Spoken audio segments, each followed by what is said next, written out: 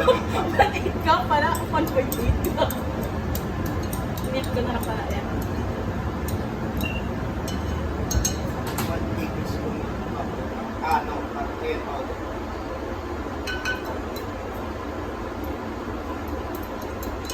One pinch salt and pepper.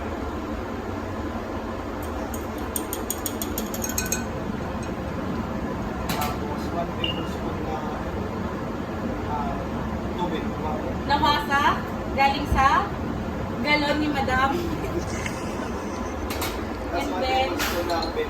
suka sa batok ni Kuya Olive. And then, For 10 seconds. tatakpan na natin ang sama ng loob. Yan ako naman. So, for 10 minutes, blend na natin. Level number 4. 2,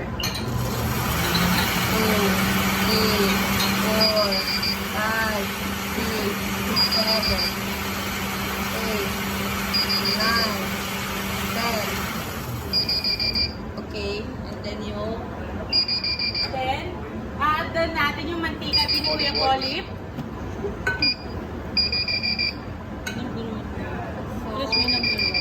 Simutin natin kasi olive oil yan. okay, and Another 10 seconds. 3, 2, 1.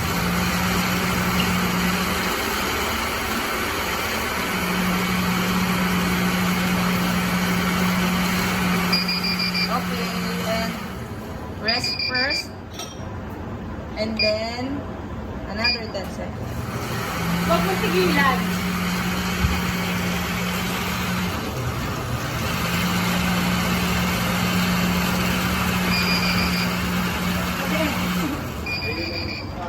Finished product.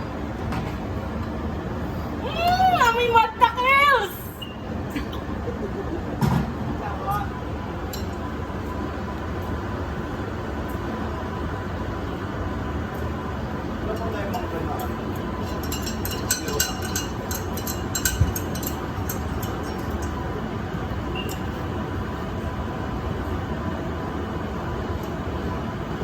Ito na siya guys, finished product. Ito na yung mango vinaigrette natin. Daming bubbles!